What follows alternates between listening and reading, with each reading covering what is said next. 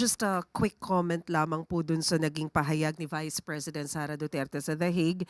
She mentioned na nakausap daw niya si FPRRD and meron daw quote-unquote last wish na binigay sa kanya, saying na wag na daw iuwi yung kanyang katawan sa Pilipinas, ipakremate na lang daw siya doon at yung ashes na lang ang iuwi. Would you like to comment on that, Yusek? Family matters po yan at pampamilyang usapin. So, sa kanila pong desisyon yan. Ma'am, on VP Sara lang din po. Meron po kasi siyang recent statement. Sinagot po niya yung sabi ni Presidente na iwasan na yung pamumulitika at magtrabaho na lang. Ang sabi niya, siguro tumingin siya sa salamin, no? Pag sinasabi niya yung stop na ang pamumulitika, kasi sila yung namumulitika. Ang ginagawa lang namin lahat ay sumasagot kami. Baka po may reaction lang po tayo.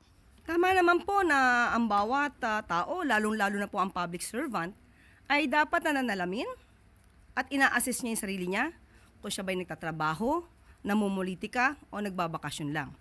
Ang Pangulong Marcos Jr., alam po niya ang direksyon niya.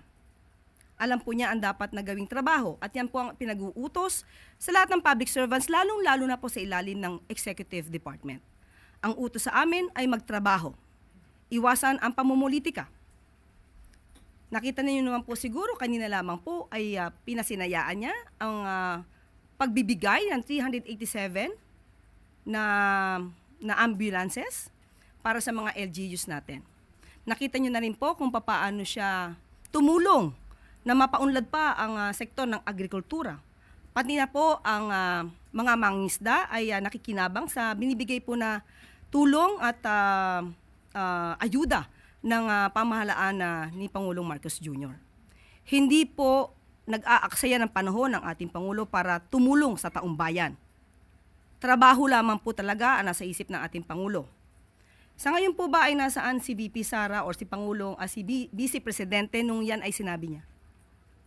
Nasaan po ba siya ngayon? The Hague. Okay, at ang ating pagkakaalam hanggang kailan po siya doon? Hanggang July 23. So, yun lamang po. Tandaan po natin, ang Pangulo po, aksyon, aksyon, hindi bakasyon. Ma'am, ang sabi niya, sumasagot lang din naman daw po siya sa mga attacks po ng Marcos admin. May dagdag po ba tayong comment doon? Siguro po, mas magandang ma-review po niya yung kanyang mga sinabi. Tandaan po natin, nung inilunsad po yung 20 pesos na bigas, yung po ba ay pag-atake sa Vice Presidente? Pero inatake niya po ang proyektong ito ng Pangulo na 20 pesos na bigas.